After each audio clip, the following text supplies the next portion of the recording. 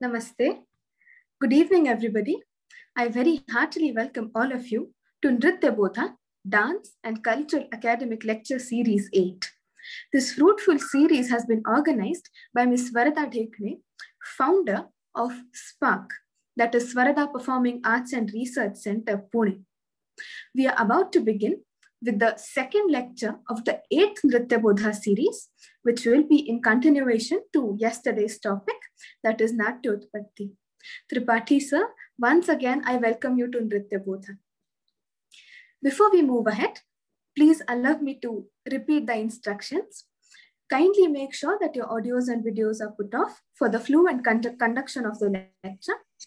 Towards the end of this lecture, there will be a question and answer session wherein you will be able to put forward your queries or doubts in front of Tripathi sir. Until then, it is a kind request to everybody that you do not put up anything in the chat box. Perhaps you can still remain connected with Swaradatai through a private chat or a WhatsApp chat. Without taking much of your time, I now humbly request Tripathi sir to proceed with the lecture. Thank you. Thank you very much, and a very, very good evening to you all. Am I audible? Yes, sir. So yesterday we have discussed the Natyotpatti, the origin or genesis of Natya or theatre. And the question of Natyotpatti comes in response to the 5 queries which the sages, some munis, had presented before Bharat Muni.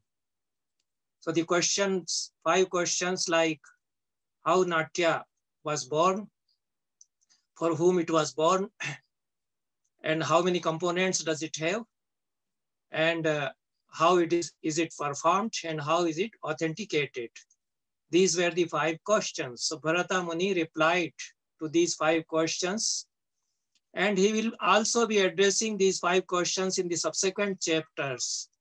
But the first 5 chapters of Natyashastra, by and large, they cover these 5 questions posed before Bharat Muni by the Munis, by some of the Munis. So this is about the 5 chapters. And these 5 chapters describe the construction of theatre house, how the theatre house had to be constructed because there were obstructions in the first performance. And then some Pururanga Vidhi, the rituals to be performed before the beginning of a play.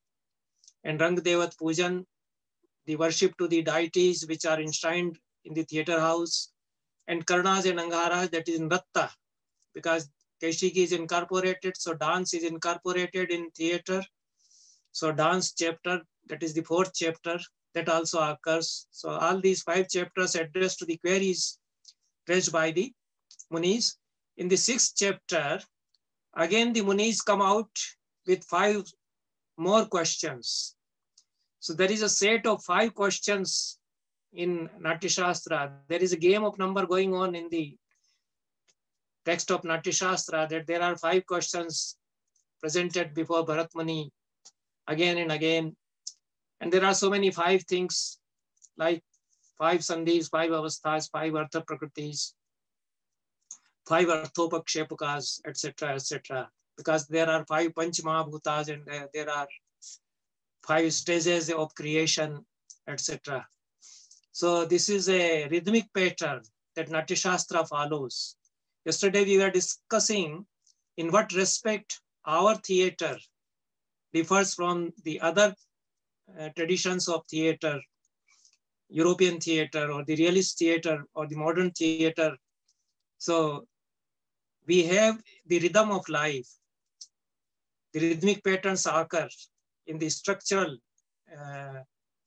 make of theatre, in our poetry, in our arts also. So rhythm plays a key role.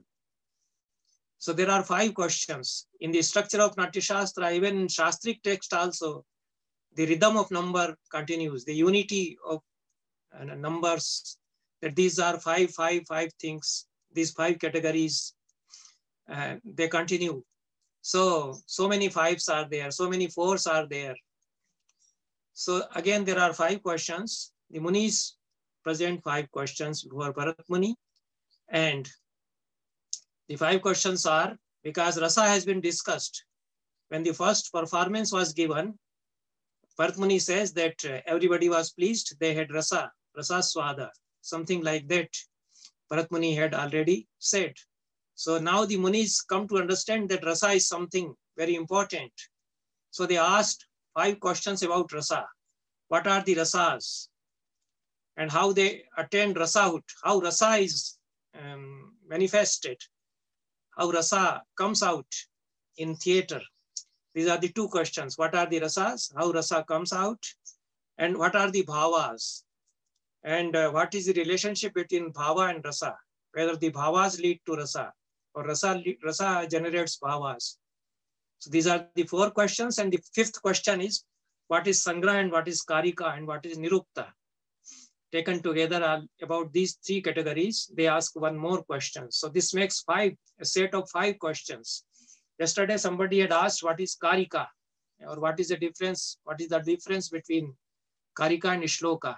So I told you that karika is very well defined subsequently. So here in the 6th chapter, karika is also defined, because Munis ask that you are speaking in sutras and karikas. So what is a karika?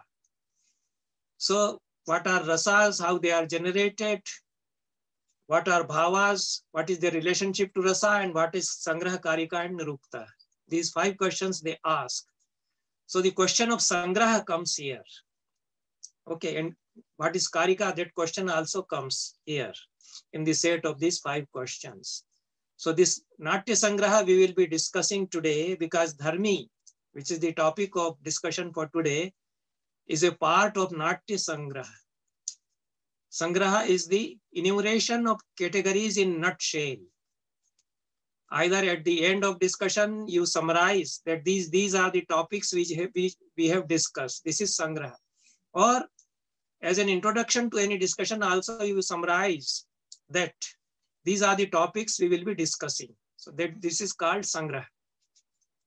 And Karika is the expansion of Sutra in versified form, as I told you. So we will discuss Sangraha, what is Sangraha, and how Dharmi figures in Sangraha. What is Dharmi then? So we will proceed further. Bharat Muni said that I will discuss Rasa and Bhava, their relationship and how they are generated. And also I will tell you what is Sangraha for Natya and what is Karika and Nirukta. Okay. So I think I have not written these lines because they were not directly connected to the topic Dharmi. So I will read out the definition, because this also is correlated to our topic. So what is Sangraha, he says, in the 9th Karika of the 6th chapter, Bharat Muni says, Vistarenopadishtanam arthanam sutra bhashyayo nibandho yo samasena, nibandho yas samasena, sangraham tam vidur buddha. The issues that have been discussed in detail, Vistarena Upadishtanam arthanam, all the things that have been elaborated upon in detail in the sutras and in the bhashya, in the sutras and in the commentary on the sutras, when they are summarized in nutshell, all the categories are enumerated to make a summary, then this is called Sangraha. Nibandho yas samasena, samas is sankshep, abridged form. So enumerating the categories in abridged form to present a summary of the discussion either in the beginning or at the end. This is Sangraha. And Karika also he defines. Alpa vidhane narthoya samase nochate budhai sutratah sanumantavya karikartha pradarshani. Karikartha pradarshani. The discussions which have been carried upon through the sutras, when they are elaborated in a versified form to make the sense or meaning explicit, Karika Artha Pradarshini, so that the so that it makes sense. Because sometimes the sutra is so abridged, so concise, that even the sentence is not complete and you cannot make out. So you create a full sentence out of the sutra, and then it becomes a karika, but it should be in a verse. Normally karikas are in anushtuk shloka. So the expansion of a sutra to make the sense, to make out the sense, to make it explicit in a verse, that is karika. So there are karikas in Natyashastra. Sometimes there are sutras also, like Vibhavanubhava Vyabhichari Sanyogat Rasa Nishpatti. This is sutra. And the expansion is also there in the prose form. We will also read prose. We also read prose, the Bhashya in Natyashastra.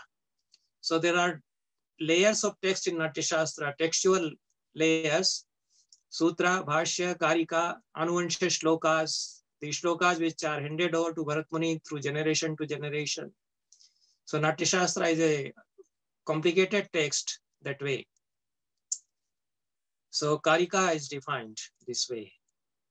Then he tells, he will be discussing rasa and bhava. We are not going to discuss them. But since he says that I will let you know about the sangraha also, and sangraha he has defined. So what is the sangraha for Natya? If Natyashastra is a discussion on Natya, Natyasya Shastram, Natyashastram, the Shastra about Natya, or the scientific, any scientific text about Natya will be called Natyashastra. There was a Natyashastra by Bharat Muni, and there were other Natyashastras also by other authors. And so many Natyashastras were written after Bharat Muni also in Sanskrit. So they all deal with Natya. So if the Shastra discusses Natya, then it should also speak the sangraha of Natya. It should enumerate all the categories which fall under the ambit of Natya. So we go to slide number 2. And that is this. In slide number 2, you find a karika written. This is the first, yes. So this, at the end of this slide, you find written a verse. It is in Roman italics. So that is the 6th, that is the 10th karika of 6th chapter. And it enumerates the 11 categories which fall under Natya Sangraha, which make the Natya Sangraha. So Natya is created by these 11 categories. So these are the fundamental elements for Natya. They create Natya, and Natyashastra discusses these 11 categories. So Abhinavagupta informs that it was not Bharat Muni who gave the idea of these 11 elements. His disciple Kohala, he actually is the author of this karika.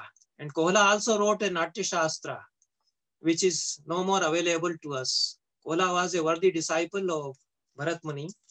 So sometimes he also contributed to the Natyashastra of Bharat Muni, and his ideas and views have been incorporated in the Natyashastra. So all the whole Natyashastra text of Natyashastra goes by the name of Bharat Muni, but it's a confluence of so many traditions, and several authors are represented in it. So many traditions are represented in Natyashastra. It's a voluminous text.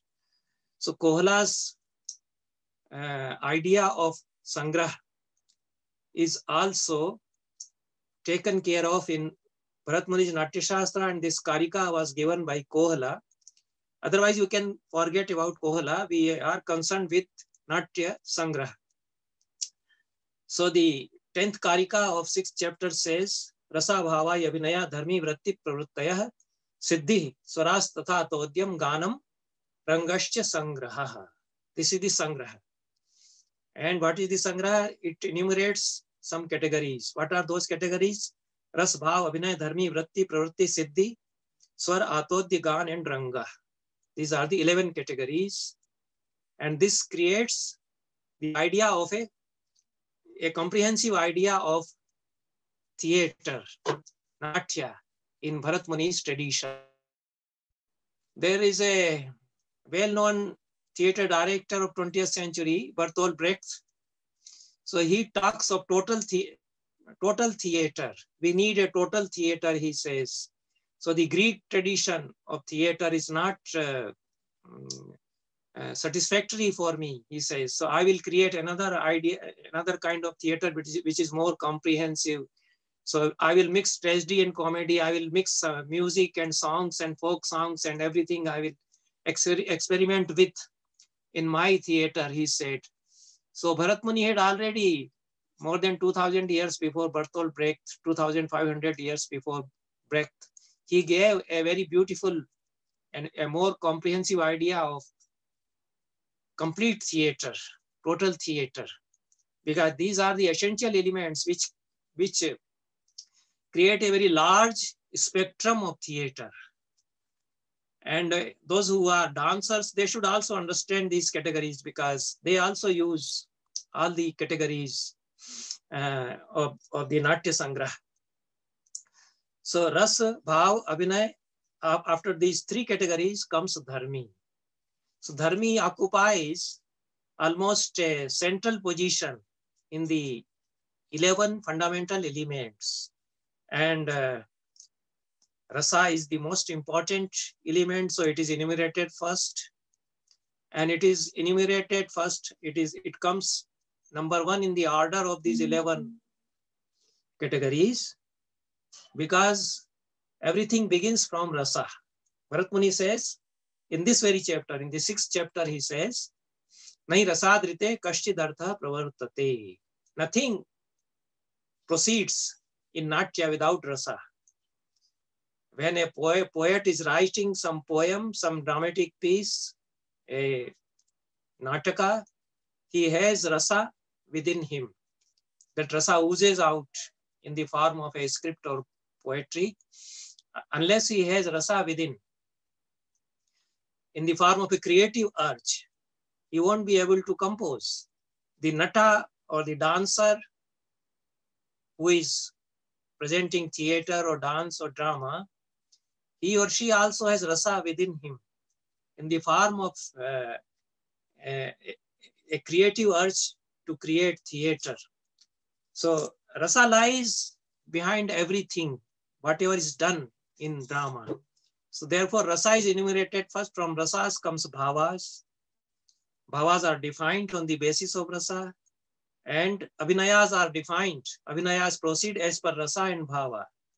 And then Dharmi comes in accordance with Rasa, Bhava and Abhinaya.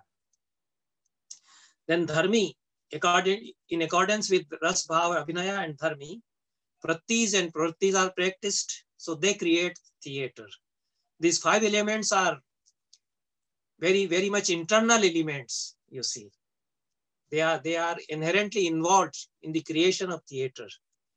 Remaining elements are visualized by the spectators also apparently.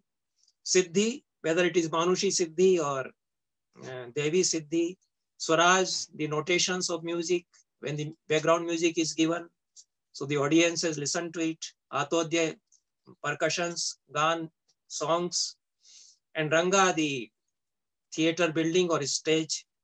So these are apparent things. Siddhi, Swara, Atodhya, Gan, these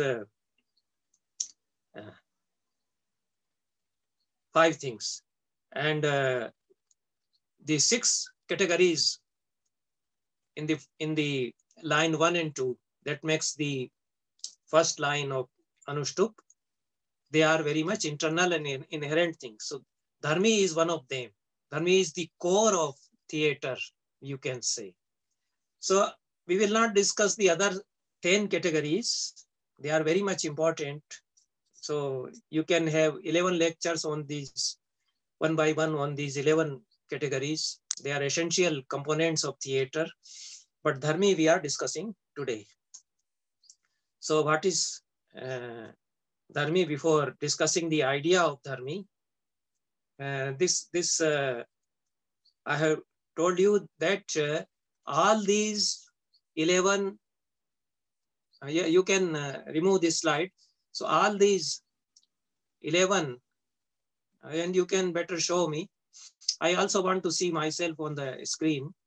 So all these 11 elements, they are interconnected to each other, and they create a kind of network.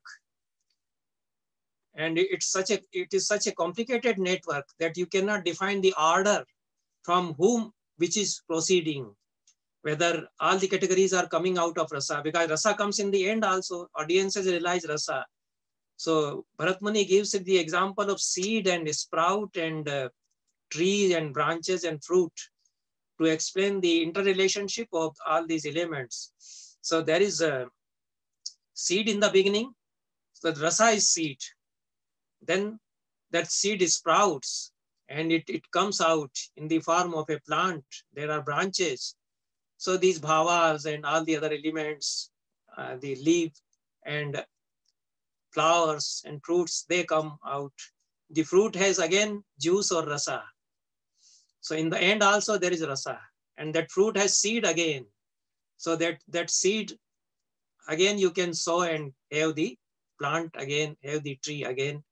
So in the beginning there is rasa, in the end there is rasa, and everything offshoots. Everything is an offshoot of rasa. But all these categories are mutually generating each other. That also is true. So you can't define a clear-cut order. There's no scientific order. Like you prepare some chemicals, so you know the process that you mix these things, H2 plus O2 equal to twice H2O. So oxygen and nitrogen, they mix together, they create water. So you know the process and mixing. So here you do not exactly, you cannot define the process. It varies from time to time, depends on the actors, performers, the poets, and even the audiences, the way they create the theater. Audience is also a part of theater. Like the Western theater, audience is not detached and removed from the theatric universe. It is not a silent watcher of the play. So they become a part of the universe of theater. So they also reach the spatio-temporal world which is created in the theater. They become a part of it. So everything is mixed together this way. When these 11 fundamental elements are applied, and dharmi plays the pivotal role in this structural formulation. And what is dharmi? We go to slide number 4. Dharmi is the modus operandi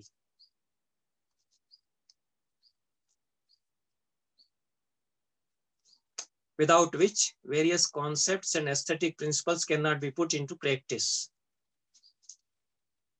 Because there is no clear-cut definition of dharmi given by Bharat Muni. The word comes from dharma. So the very dharma of Natya is dharmi. So a person is identified by his dharma.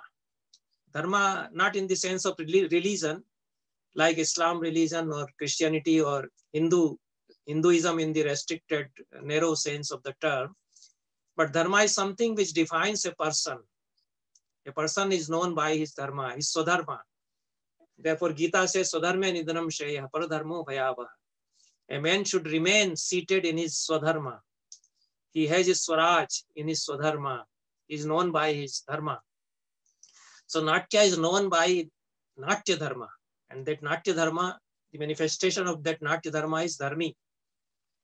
And this way you can etymologically understand dharmi. Otherwise, very good explanation is given by Abhinav Gupta. Abhinav Gupta, the commentator par excellence, he says that dharmi is iti kartavyata. Iti kartavyata. The way you proceed, the way you arrange everything in theater.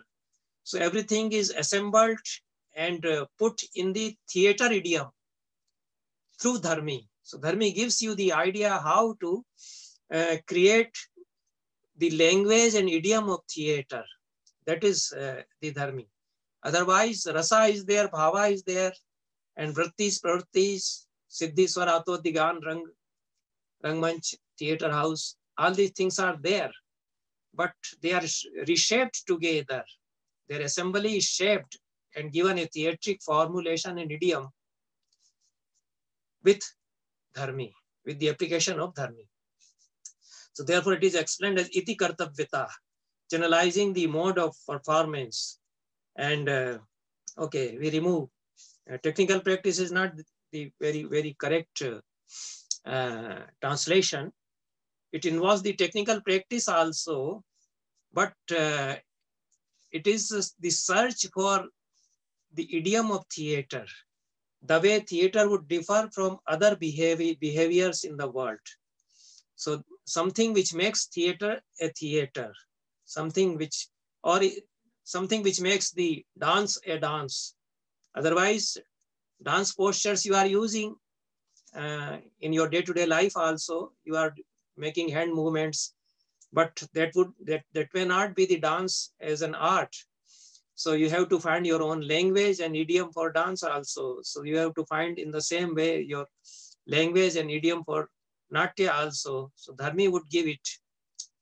The idiom and language of theater will be given by Dharmi. So,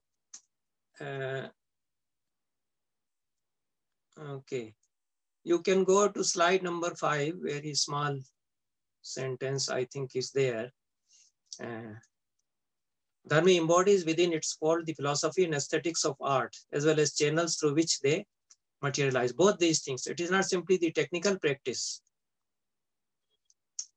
but it is the very identity of theater, and it embodies the philosophy of theater, and it creates the aesthetics of theater also.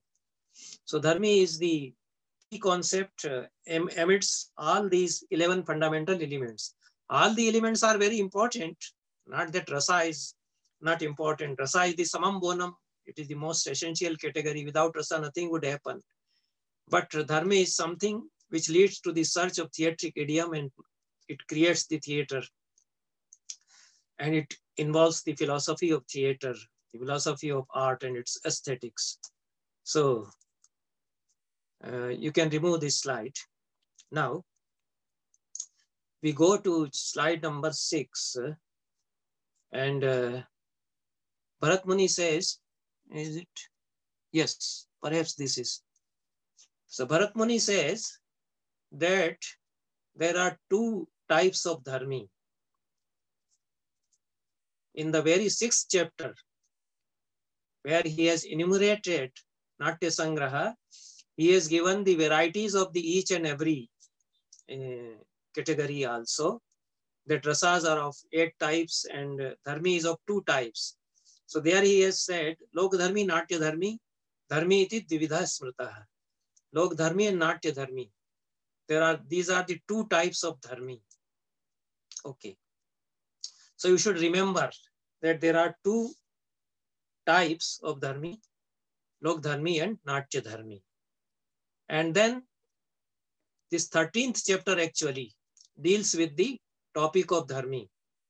6th chapter doesn't discuss dharmi in detail. It only enumerates the Natya Sangraha and gives the categories.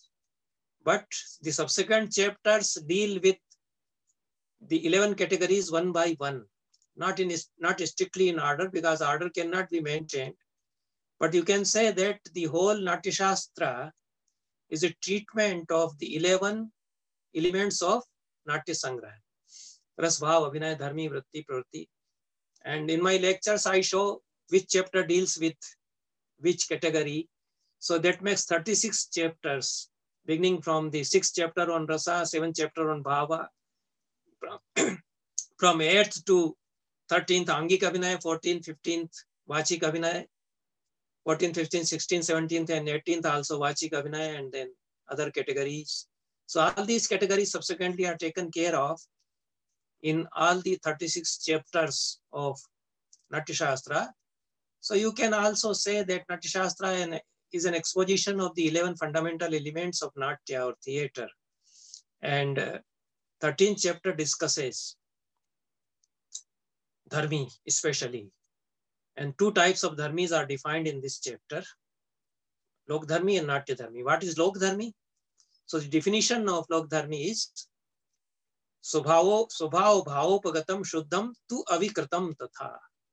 Something which comes from the very nature of the world, of the loka, the behavior of the people as we see in loka.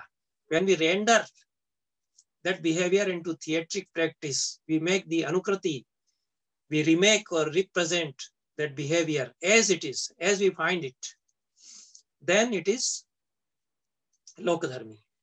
Lokvarta kriyopetam, anga lila vivarjitam. It is imbued with Lokvarta, the way people talk to each other, the way the world goes, our day-to-day life goes. That is represented without anga lila, without the playful flourish of limbs. When that is represented on theater, the world as we see in our day-to-day life, or the world as it is described in Itihasa or Purana, the world as it is, the story as narrated in some text, when it is represented as it is given, nothing is added by the performer, by the poet, by the author of the play, then it is Lokadharmi. Because it is already given in the Loka. The story of Ramayana, if you present it as in Valmiki's Ramayana, then it is the Lokdharmi way of performing. Everything goes in accordance with Valmiki's Ramayana. But we see that in our performances of Ram Leela, in Rama plays, there are deviations, so many deviations, so many new things are introduced. In Tulsidasa's Ramcharitmanasa, the whole perspective changes.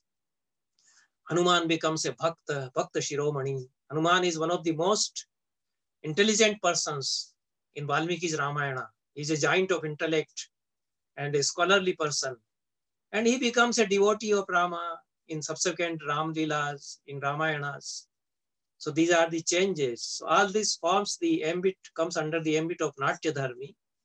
The changes which subsequent authors, the generations of performers, they introduce. Otherwise, the story as given by Valmiki, if it is represented the way it is given by the Valmiki Ramayana, then it is Lokdharmi. And you perform the whole thing as you see it in the world. Subhavabhinayopetam. Your mode of performance is very natural. And all the characters are represented in a very natural way. Then it is Lokdharmi. But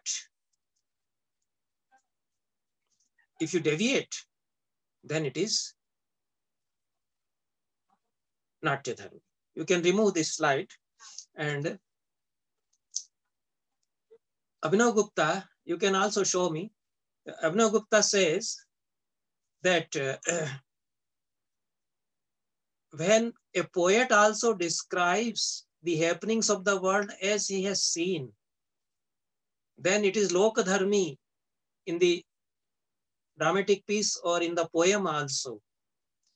But when a poet introduces some change in it, because as we see that Bhavbhuti has written Uttaram Charitam, a play based on the later life of Rama, and he has very creative way, in a very creative way, and out of his very sentimental approach to this story, he has changed the whole perspective. Rama is very emotional. He is always repenting, lamenting. Sita is very tender and emotional lady. And the whole episode of banishment, Rama is always weeping there. And ultimately, so much love between them is there that they have to be united. In Valmiki's Ramayana, Sita goes, the earth splits and Sita disappears in that gap. And it's a tragic happening with which Valmiki's Ramayana ends. But Bhavbhuti has depicted their reunion. Rama and Sita get reunited in the end, and the play ends happily. So this is Natya Dharmi. So a poet, out of his imaginative, creative imagination, he introduces changes in the story as given by the original author. Then it is Natya Dharmi. A performer also, he introduces so many changes. There are always improvisations, you see. In music also, in our part, in northern India, they call it upaj. Upaj is that you know the raga, that raga Bhairavi has Komal Rishabh, Komal Gandhar, Komal Nishad, and you know the Shastra. So you are a musicologist, but when you start singing Bhairavi, you always create some type of variation, some different kind of alapa you may take, or you may have your own bandish based on Bhairavi. So that is upaja, improvisation. So there are improvisations by the performer always, and they are called Lok Dharmi, they are called Natya Dharmi. Then Abhinav Gupta says that poetry, drama, theater, and all arts, they have two aspects. These two aspects are invariably related to each other. So, kavya natyayorhi lokanusaritvam vichitrayogitvam va dharma. The dharma of poetry and drama and theater is lokanusaritva and vichitrayogitva. That you follow loka. Loka is always there as the base. You can't create any art without knowing your loka, your world, the given world. The given world also includes the poems which are written earlier, Ramayana, Mahabharata, Puranas. So all that is the given world. So you should know that. But then you create your own world. So the given world and the world you create, they are juxtaposed together, and the former creates the pithika or the base, and the next world which the modern poet, a new poet or a new performer creates on the basis of that, that is formed by Natya Dharmi. But these two are linked together. So sometimes Lok Dharmi and Natya Dharmi are explained as realistic theater and idealistic theater. This is not perfectly true, because they are not poles apart. Realistic theater is a different school, and idealistic theater is a different school. So they don't, you see, merge together. If some great theater artist like Brecht wants to merge them, then it is some other thing. Otherwise, they are different. They are basically, their approach is different, that you view things in a very realistic way. So realistic, naturalistic theater is different, and idealistic theater is different. But in Bharata's system, Lok Dharmi and Natya Dharmi, they are the two sides of the same coin. The same coin, that is Natya. So that is, Natya has these two faces invariably linked to each other. And sometimes one face is behind the curtain and other face is visible. Sometimes Lok Dharmi is not apparent and Natya Dharmi is visible. The Natya Dharmi way of performance. Sometimes Lok Dharmi is visible, but Natya Dharmi will always be there. So nothing proceeds in theater without Lok Dharmi and Natya Dharmi going hand to hand together. Only difference is that one will be in the forefront and one will be behind. One will be in the background. So this is the idea of Dharmi and the two types of Dharmi, Lok Dharmi and Natya Dharmi. So you can have an example to make it easy. You see, I have this glass. So I have to represent the scene of drinking water. Okay. So I take this glass, and this glass is otherwise empty, you know, because normally when you perform, nobody would think about the glass full of water and drinking out of it. But you perform the scene of drinking water in a very natural way to give an idea that the person who is enacting the drinking scene, the scene of drinking water, it may be wine also. So I do it. In this way, I do it. Then it is Lok Dharmi. But same scene, I may do it in a very different way also. So there is no glass also then. And I make some kind of flourish of my limbs. I make this hand, this is Ardha Chandra Hasta, you see. And I do some flourish that as if I am grabbing a glass. Glass is somewhere here. Then I catch the glass and then I bring it close to my lips. And then I lower my face and I lower the glass. I bring the glass nearer to it. And then I start drinking, sipping. It may be wine or any drink. So I enjoy, I present the scene of enjoying. So this will be the Natya Dharmi way. Perhaps it is more effective. Many times it is more effective to do it without any apparatus. Bharat Muni's system is basically idealist system, but nothing goes there without Lok Dharmi because Loka is always there. So there is a theater where big sets are there, properties are there in our tradition also, but Bharat Muni says that actor and his body is the basic requirement. So an actor becomes everything. And he can become a chariot. He can become an arrow, a bow. So his body creates everything. His body taken with his soul. So he puts his soul in everything, in every scene he performs. So sometimes it is a more effective way if the audience is understanding. If the audience doesn't say that you didn't show the real chariot. So there are discussions in our literature, in the commentarial literature on dramas, how to show these scenes of chariot running on the stage. There is a play, Abhigyan Shakuntalam by Kalidasa. So the first scene opens in the very first act of the play with King Dushyanta running in very high speed. You can say 100 kilometers per hour. The chariot is running at a very high speed and the king is chasing a deer, a small deer, Harin Shavak. He is out for hunting. So the Harin Shavaka is also running for her life, you see. And very beautiful description of running, how she is galloping to save her life. And king is about to shoot, then again she escapes. So all this scene is presented, but there is no Harin Shavak actually.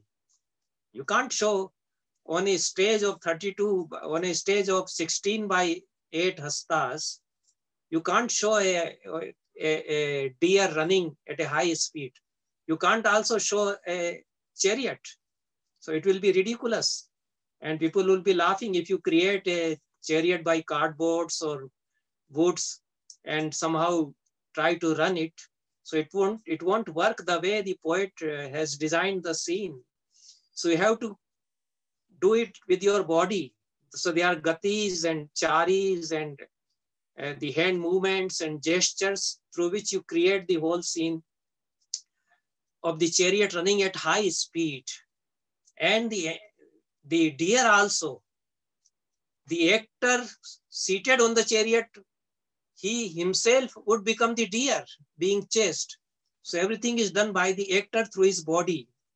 Sometimes you make more subtle, imaginative ways of performing this scene. When there is a Kavalam Naran Panikkar who does this scene, you see, in a more subtle way, when he presented Abhigyan Shakuntalam. So Dushyanta is chasing and Dushyanta is on the stage. He is performing the running way of Natyadharmi way of running, representing the scene of running through his hand gestures and feet and gati. And Shakuntala becomes the deer, the Harin Shavak, the actress who would be performing Shakuntala. She becomes the deer, and Dushyanta is chasing Shakuntala, which is in the form of a deer now. This is something, a very subtle interpretation of the whole play, because ultimately Dushyanta is an akhetaka. He is a hunter. So the hunting of the deer culminates into hunting of a woman, of a beautiful lady. So the motive of hunting is shown that way. That is also Natyadharmi. So if you represent the scene of chasing of a deer, Harina Shavaka, antelope, by Dushyanta in a realistic way, you can create a stage somehow, and that stage, you can create a chariot, and that chariot is moving, and you can also create a form of Harina Shavaka, that Harina Shavaka is running. That may be some type of Lok Dharmi way of performance, but that perhaps may not work here on the Bharat Muni's Vikrashta Madhya stage. You may do it on an open air theater when you have a very big stage, and you can create a moving cart.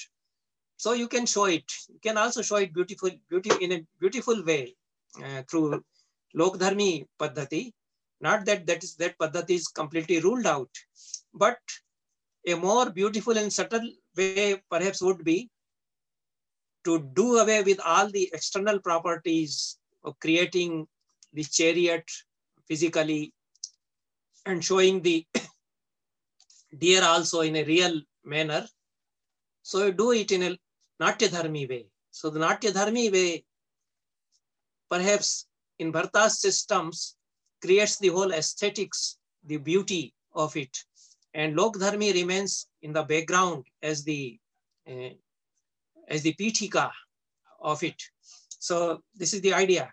But then in the tradition of Bharat Muni, so many ways are suggested to perform these complicated scenes. So Abhinav Gupta says that there can be another alternative, that there is no chariot, of course. You can't make a chariot on the small stage and run it. So the actor who performs the charioteer, Sarathi, he holds a small curtain in both of his hands, and that curtain has the picture of chariot, and he is moving.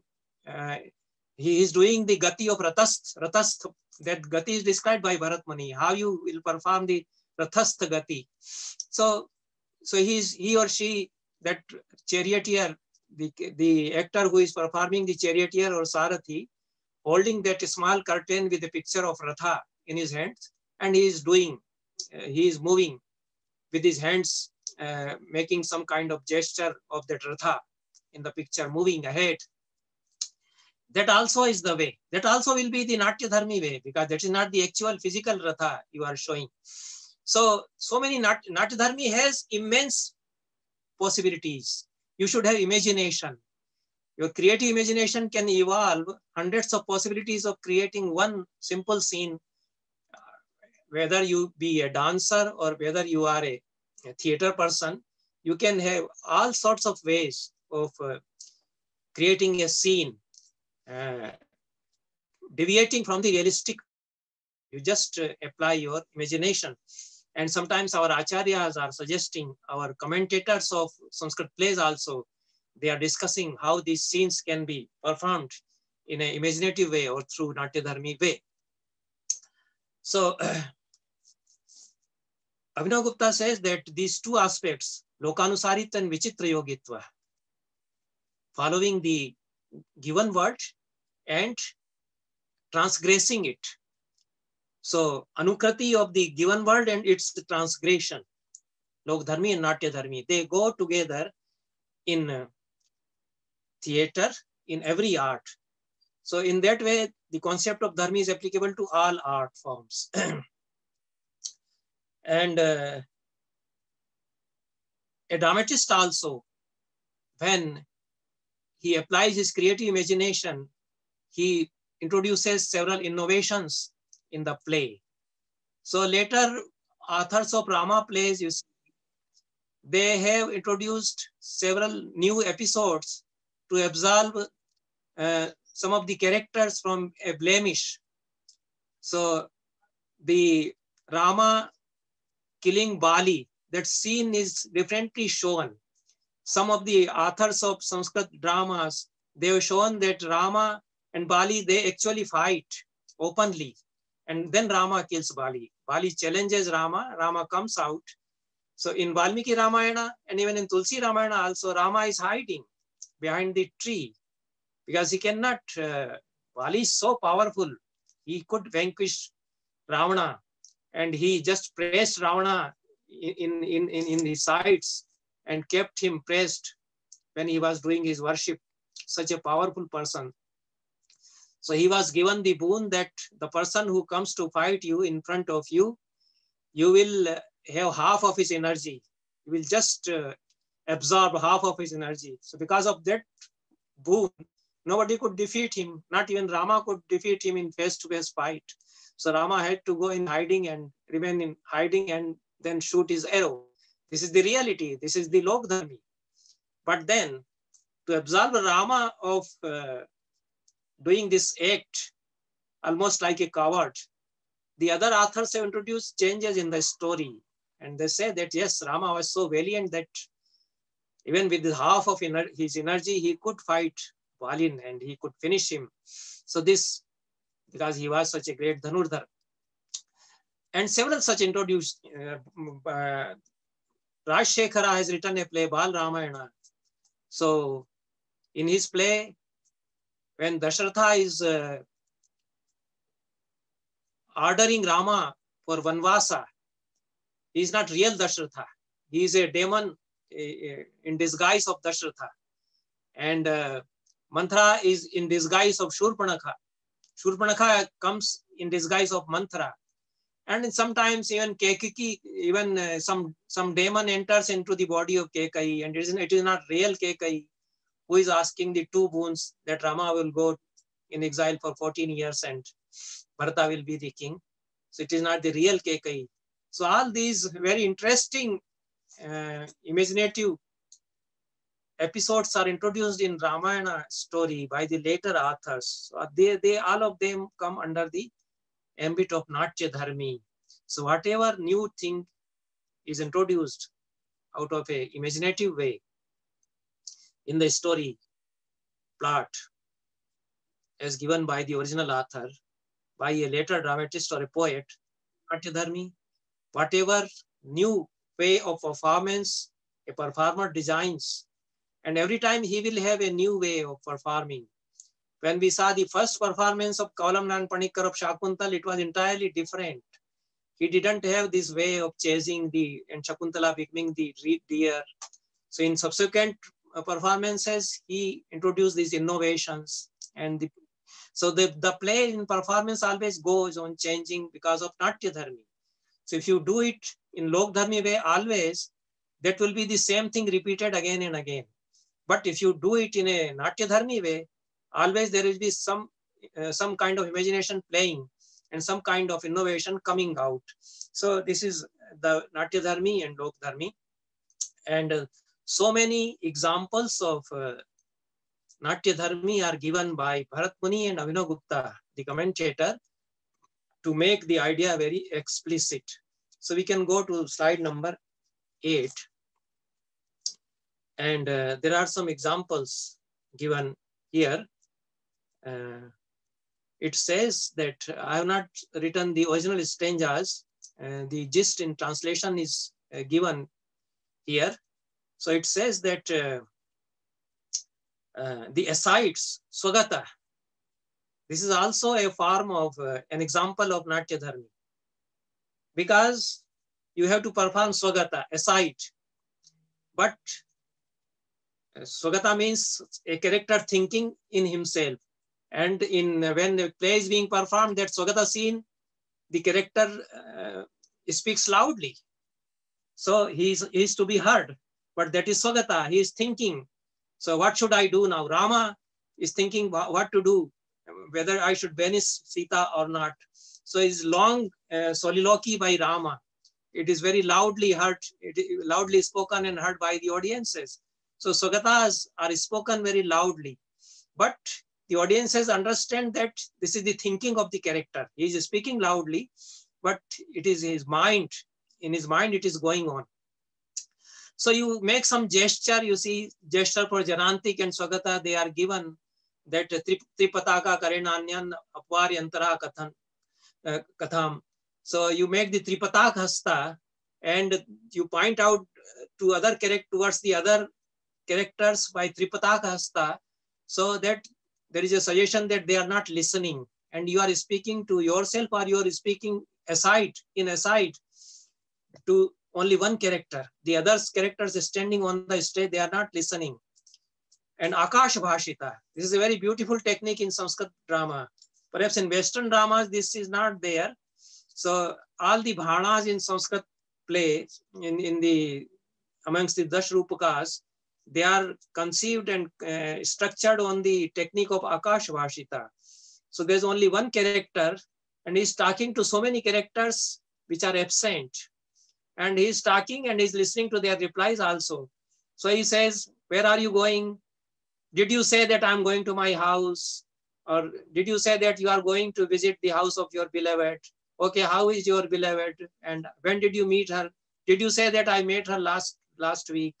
So he performs all the characters to whom he is addressing through Akash Bhashit. He repeats their dialogues, the way they would be speaking their dialogues.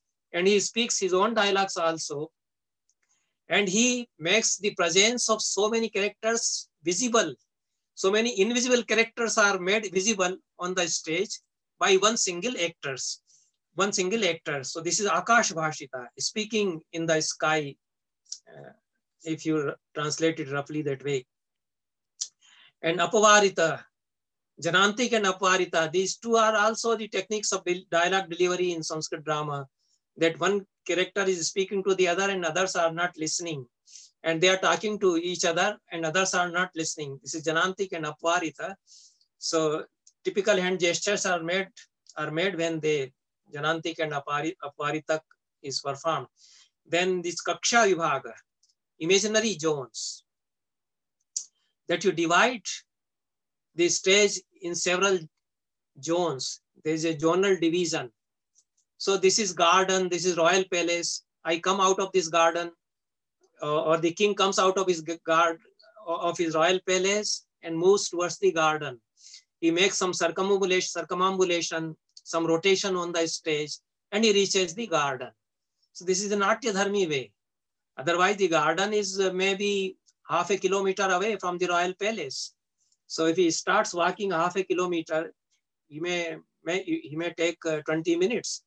But he reaches the garden walking out of his royal palace within a minute. So this is Natya Dharmi way. So you do it through your body gestures to show that you have come out of the gate of the royal palace and you have reached the garden. And then you perform as if you are having the fragrance of the flowers. There are flowers blooming in the garden, and you make your hand gestures for Alpallav Hasta and all these to suggest that the flowers are blooming and all this. So you create a garden scene through your bodily gestures. So this is the Kaksha Vibhaga works as a way to suggest that from here I walk to another scene. From city I go to cemetery. In Bhavuti's play, Malti Madhavam, the characters from city Padmapuri, they go to Shmashana. So within a minute, they make some circumambulation on the stage and they reach the Shmashana in another Kaksha, in another zone. So this Kaksha Vibhaga is an example of Natya Dharmi. then you represent so many natural phenomena through some device. You represent some hill or a conveyance or vehicle or aerial. So Shailayan Vimanani Charma Varma Yudadhvaja, Bharat Muni says that mountains, cars, vehicles, and the weapons, armors, banner staff, dhwaja, they are shown by an actor through his body. So this is the Natya Dharmi way of representing. So an actor would become a tree, he would become a mountain, he would become a cart, a chariot, or shield, or armor, or a bow, or an arrow also. He will shoot like an arrow so that the arrow has fallen. So actor occupies the pivotal position in Natya Dharmi way, not the properties. Even if the properties are there, the Natya Dharmi way of using them, that would create the theater here. So all these Angavinaya also, the Angik, Vachik, Satvik, and Aharya, the combination of all the 4 types of Avinayas, that creates Natya Dharmi. So Bharat Muni says that Natya Dharmi is the desideratum. Natya Dharmi prayuktam hi sada natyam prayojayet. Every performance should have Natya Dharmi. Nahi angadrite kashchid natye raga pravartate. Without Angik, Vachik, Satvik, and Aharya Abhinayas, without the combination and assembly of all these things, the drama would not have aesthetic quality. So if you have to create the aesthetics of theater, then also Natya Dharmi way of performance has to be adopted. So you go on continuously switching between Lok Dharmi and Natya Dharmi, and this is theater. This is the way of theater. Assignment of roles to different people, that also involves Natya Dharmi. Who is doing which role, you see. In folk forms of, in our folk theaters, male actors are doing female roles. That is Natya Dharmi way. So Bharat Muni says that Bhumika or assignment of role is of 3 types: Anurupa, Virupa, and Rupanusarini. So if the actor resembles the character he is to perform, then it is Anurupa Bhumika. You are doing a Rama play, and your hero who is to perform the Rama, he looks like Rama. He's very beautiful, stout, looks like a great noble hero and great warrior. Kambugriva, Gudajatru, all these, Ajanubahu, his arms, his hands, they stretch up to his knees. So Ajanubahu, and his big shoulders, all these things, if an actor has, then, and he is doing the Bhumika role of Rama, then it is Anurupa Bhumika. But it is not always possible to find a suitable actor in accordance with the role he or she is to do. So you can have the male character doing the female role, like Bal Gandharva in Marathi plays. He used to perform the female roles in such a beautiful way that the ladies come to see him to learn how a woman would behave. The ladies used to come to see Bal Gandharva, how a woman should love her beloved. To learn that behavior of ladies from theater, the ladies used to come to see Bal Gandharva performing the ladies' role. He did it so beautifully in such a serene way. And he was a great actor also. And Jai Sundari in Gujarati theater also. So these were great actors doing female roles, and they did them so beautifully that that was Virupa Bhumika, but that became a great performance. And Rupanusarini, the actor trying to become like that, is creeping in the skin of the play. He is not actually like Rama, but when he starts performing and he becomes one with Rama's role, then the physical appearance and all these things, they become immaterial, you know. So it is Natya Dharmi makes the whole world, you see. You have to creep in the role, you have to put your soul in the role. And then it is Natya Dharmi which leads you to that height of Abhinaya, that you create the theatric idiom and the world of theater. So whatever you do in theater in a way which is not exactly an imitation of worldly behavior, that becomes Natya Dharmi. So Bharat Muni says, Lalitai Ranga Vinyasai atot tathot kshipta padakramaihi natyate gamyate yacha Natya Dharmi tu sasmrita. When I am walking on a stage, as I walk in my day-to-day life, then it is Lok Dharmi. But when I start walking on the stage in a rhythmic pattern, the drums are playing and I am walking. So there also I am walking. There also the actor is walking on the stage, but he is walking in a rhythmic pattern and in a dancing way he is doing the walking, the scene of walking. That becomes Natya Dharmi. And that would be a walking both ways. When you do walking in Lok Dharmi, that also is the scene of walking, Gamana Drashyam. And when it is done in Natya Dharmi also, Natya Dharmi way, then also it is the scene of walking you are doing. So you can do it both ways. But sometimes the Natya Dharmi way of doing it becomes more attractive because it is somewhat unusual, it is attractive, and it is not done in day-to-day life. So people come to see theater for the things which they do not see in their day-to-day life. So something unusual. So whenever something unusual is represented, then it becomes Natya Dharmi. When there is some decor added, then it becomes Natya Dharmi. So all these definitions are there. So I will omit the long passages which are here before me. I think I have tried to explain it as much as I could. And the characteristic of Natya Dharmi is that it has some atishay, some kind of exaggeration, you can say, some kind of heightened speech, some heightened tone is there always. So ativakya kriyopetam ati sattvati bhavakam. There is always some ati or transgression of the normal behavior. Then it becomes Natya Dharmi. So yes, this is, you can show slide number 7. These stanzas I think I noted there, or if the stanzas are not there, then the translation is there on slide number 7. Yes.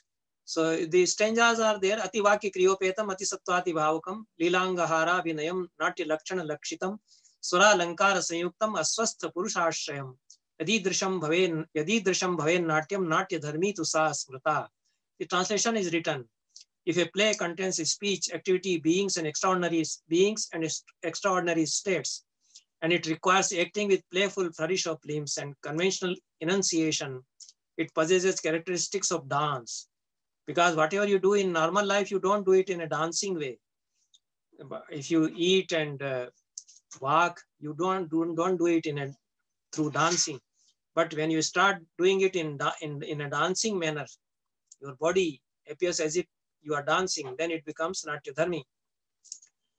So, and it is dependent on emotionally transported characters. It can be said to have been composed and enacted by Natya Dharmi, or conventional practice also is the translation for Natya Dharmi, although it is not exactly proper translation.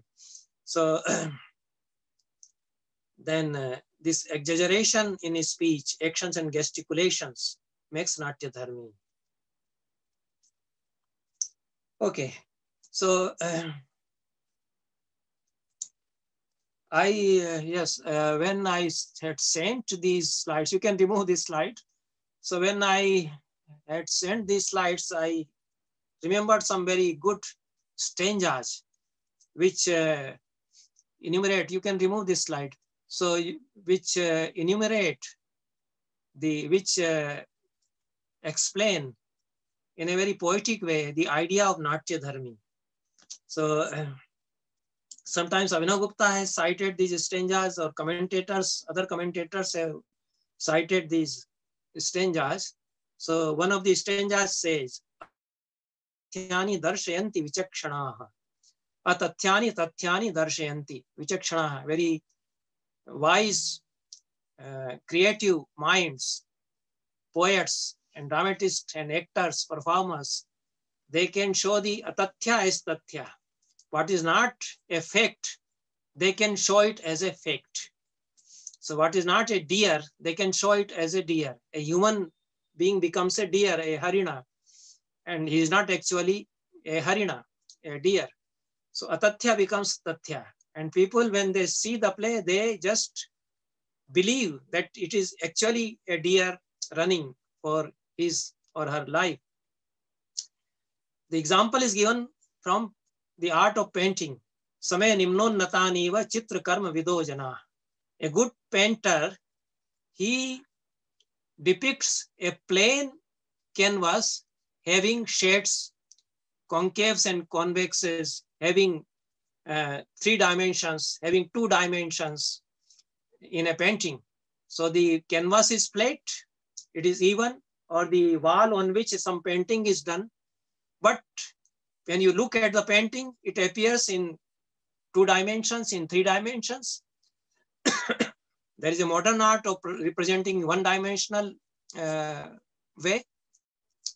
But in our traditional paintings, we have these nimnonnata bhagas, the shades of the body, my eyes, hands, as if the painting appears as if it is moving. The hands, they are coming out. A person is weeping. So it is all flat. The canvas is flat. There's nothing actually there. But the whole scene comes alive through the painting. So that is the Natya Dharmi way, that a flat canvas appears alive. A living scene is represented on that through the mixing of colors, through shades, through the technical devices of the painter. So when it is Manvi Karan, a inanimate object is presented as animate. You can say that the rivers have come alive. Like in Bhagavati's Uttaram Charita, Tamsa and Murla and Ganga, all these rivers, they appear in human forms. And the play becomes very, very beautiful because of that. The rivers, so much love for Sita. They are caring for Sita. Tamsa Nadi, Murla Nadi, they come out as beautiful ladies. And ultimately Ganga comes holding Sita in her lap, Ganga Mata. Very touching scene Bhagavati creates. So the whole environment becomes alive. The nature becomes alive. The nature, one Devis, they come as ladies. So all this is Natya Dharmi. So the Achetana Bhavas you can represent as Chetan Bhavas. And Chetana things, sentient beings you can show as insentient. Like in Kalidasa's Vikramorvashiyam, Urvashi has become a creeper. So Urvashi, the actress performing Urvashi has to stand still in a freeze pose, and she has become a creeper. So the lady performing Urvashi is not a creeper, but she becomes a creeper, and she becomes an inanimate object that way. She becomes Sthavar. Sthavar and Jangama. So from Jangama, she becomes Sthavar. She is situated in one place always, as long as she is a creeper. So all these imaginations of making a human being in a creeper or a tree, a chariot, a river, and making a tree or a river as something, as somebody alive like a human being. All this forms the world of Natya Dharmi. So the stanza says, Bhavan achetana napi chetanavat, chetanan achetanavat. The achetana bhavas, the achetana things are represented as chetana, and the chetana beings are represented as achetana. The poets do this. The poets, very imaginative poets like Kalidasa, Bhagavati and others, they create their world of poetry or drama by using this type of imagination. Darshayati yathecham kavih kavye swatantrtaya. This is the autonomy of the poet. So the idea of dharmi speaks for the autonomy of the poet, the dramatist, the performer, or the dancer, or the artist. He is to apply his creative imagination and create his own world. So the world created by him may not conform our world, the given world. It transgresses the limits of that world. So that is the freedom of the creator, the poet. So Kavi Swatantriya, the idea of Kavi Swatantriya is laid down through the concept of dharmi, especially the Natya dharmi. So Bharat Muni says that Natya dharmi pravartami sada natyam prayojayet. So ultimately you can't isolate these two dharmis. There will be Lok dharmi and Natya dharmi will always be accompanied with it. So Natya dharmi pravartami sada natyam prayojayet. A performance of a drama should always go with Natya dharmi being applied, because the play would not be attractive aesthetically, answering the expectations unless Natya dharmi is applied. So we can go to slide number 9, and it says that simple thing, I have already spoken this, that Lok dharmi forms the base. So Lokikasya dharmasya moolatvat, moola dharmat, moola bhutatvat. Abhinav Gupta says that Lok dharmi provides the structure of the narrative as known to the people in our world. The Ramayana story is very well known to the people, and sometimes people wants to see Rama and Kekeyi and Dasharatha in a different way. They perhaps want to imagine that perhaps something different might have been there. So the poet answers their expectations. So the structure of the story, the plot, the narrative as given by the original poet is the Vittisthaniya. It is the basis, and it forms the Lok dharmi, and providing the missing links and filling the colors in its canvas makes it Natya dharmi. So Bharata therefore correlates Natya dharmi with Angas and Abhinayas. When you do Angik Abhinay and all sorts of Abhinayas you apply, it becomes Natya dharmi. Because Angas are comprised of dance and music. So when you are doing day-to-day activities, you are eating, talking, reading, lecturing in the classroom, background music is not going together with it. But when you are performing these very scenes on the stage, there is a music, some Dhruva song is being sung continuously. So when there is a Swagat Kathan, when some characters are talking in between themselves, so some songs go on in the background music. So this is the Natya dharmi way. So things which do not happen usually in our world, they happen on a stage. That makes Natya dharmi. And okay, you can remove this slide. You can come to 10th slide. And Natya dharmi stands as the basis for constructing the whole framework of the performance, and all kinds of Abhinaya depend on its applications. At the same time, Natya dharmi itself is formulated on the structures of Lok dharmi. So these two types of dharmi appear to be standing poles apart in nature and alien to each other, but in the realm of art, however, they are complementary to each other. So their mutual interdependence is necessary in art activity. Okay. Lok dharmi constitute the basic or raw material, and Natya dharmi brings out innovations, gives the play a perspective, endowing it with beauty, and puts it in the idiom or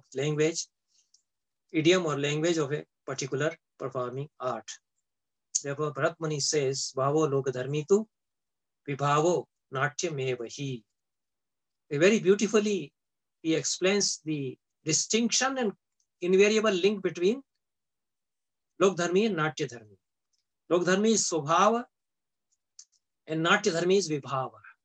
There can be no Vibhava without Swabhava. And in theater, there can be no Swabhava without Vibhava. So Swabhava and Vibhava go together on stage when you are performing. So Swabhava is the very nature of things as we see in the world, and that has to remain there.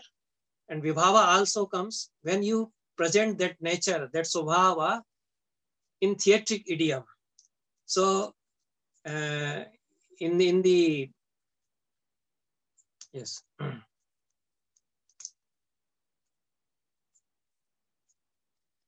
You can remove this slide.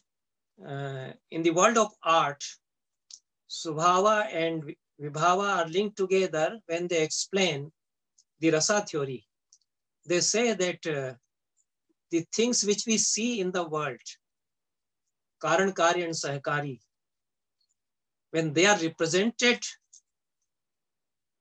on stage, they become Vibhavas, Anubhavas and Sanchari Bhavas.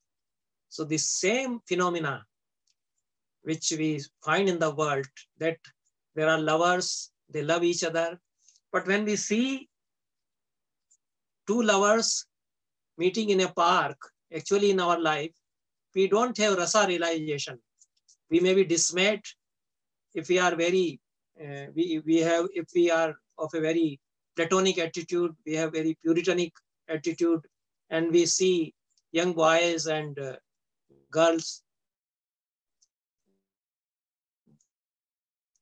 kissing each other. When I was in Germany, sometimes it appeared to me rather odd, but I didn't have rasa realization. They are making love in train, they are embracing, making love to each other. So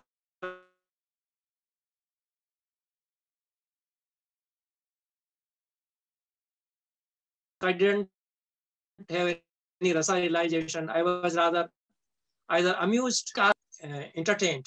But when you see these things, the same things being done on stage, it becomes a different language. So the same thing, the Karan, Karya and Sahakari, that there is a lover and making love, there's a cause for lover, that there is a park, beautiful park, spring season, and they feel attracted to each other. Then Anubhavas are there, the lady is glancing, Katakshpat she is doing all this. This is done in the world also, but the same things Karan, Karya and Sahakaris, when they are represented on the stage, they become Vibhavas, Anubhavas and Sahakari Bhavas, because they are represented through a typical theatric language, and that theatric language is given through Natya Dharmi, and that involves sort of abhinaya. So Kalidasa says, you can come to slide number 11. Kalidasa says that the process of Anyatha Karana works in all arts. And Dushyanta is depicting Shakuntala.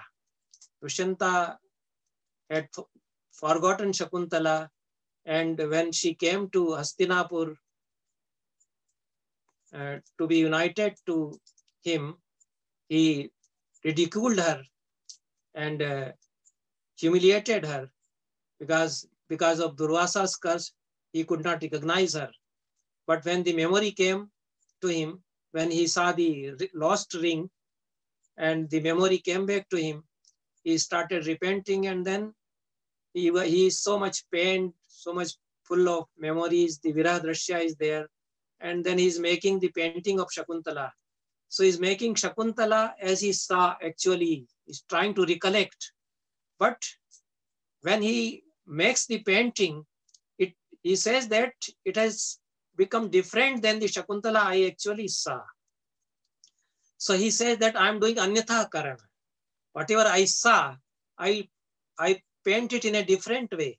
So yadyat sadhu na chitre syat kriyate tat tadanyatha. I think this is not the,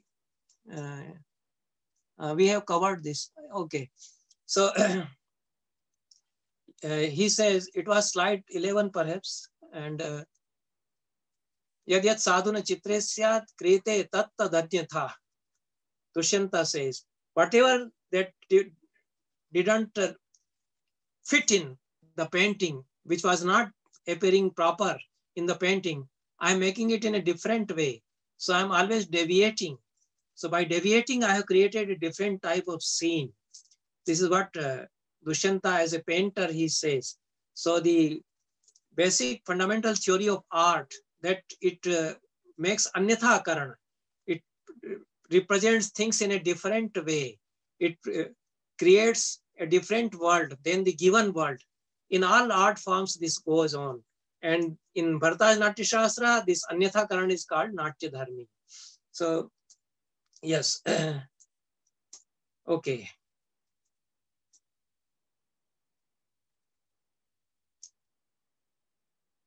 Slide number 12, you can omit. I have already covered. And I think we have very short, we are running short of time perhaps. And I have covered many of the points which are there in the slides. Slide number 13 also, I have spoken. Okay. And several examples are there in slide number 13, which you can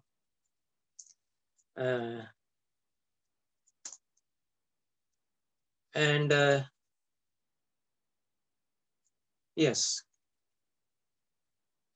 So ultimately, the idea is that you can't either omit Lok Dharmi and you can't omit Natya Dharmi also. Both of them you have to retain. So Lokika Dharma Vyatirekena Natyena Kashit Dharmosti. Slide number 14 is there. So here Abhinav Gupta, commenting on Natyashastra, 13th chapter, he says that you can't do away with Lok Dharmi also. Lok Dharmi has to be there. It may not be apparent, it may be in the background, but it has to remain there. So these are not two separate practices, as some modern scholars have understood them. So they are not like realist theater and idealist theater. So this is the Bharata's universe of theater, you can say. So it gives a more comprehensive way of performance, a more comprehensive view of total theater, where everything is linked together. So you can't do away with Lok Dharmi and you can't do away with Natya Dharmi also. And Abhinav Gupta says in this slide number 14, I have cited a line from Abhinav Gupta perhaps, that Kavya Lokecha Lokanatya Dharmi Sthaniyena Swabhavokti Vakrokti Prakara Dvayena Alaukika Prasanna Madhuro Jasri Shabda Samarpyamana Vibhavadi Sanyogat Iyameva Rasavarta. Abhinav Gupta very beautifully says, applying the whole concept of Natya Dharmi and Lok Dharmi to the world of poetry. He says, you can remove this slide also now. He says that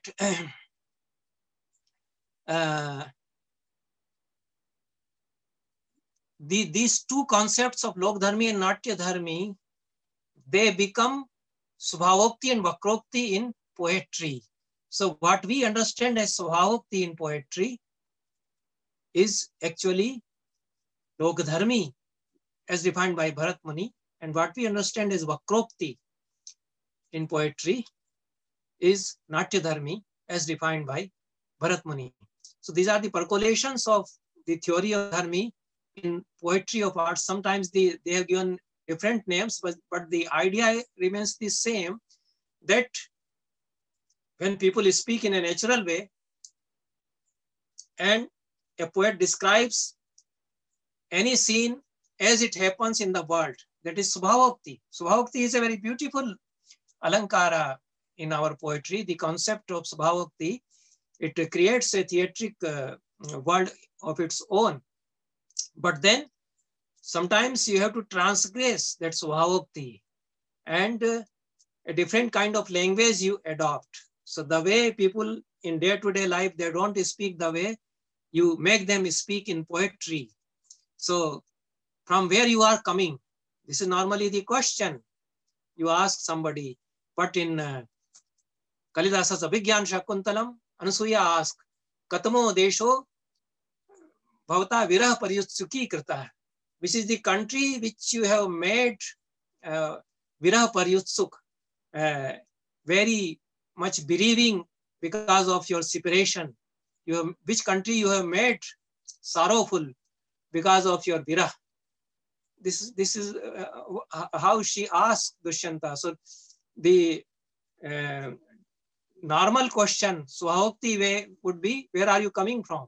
But she is asking in a Vakrokti. The question is the same, where are you coming from? But you ask in a way, like you said, in my Garib Khana you come. So in poor hut you come.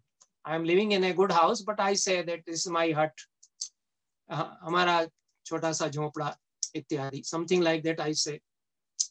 So this is the way of speaking. So you always make some deviation from the normal way. Even in daily life also we have Vakrokti, but in poetry it works. And this is the manifestation of Natyadharmi in poetry.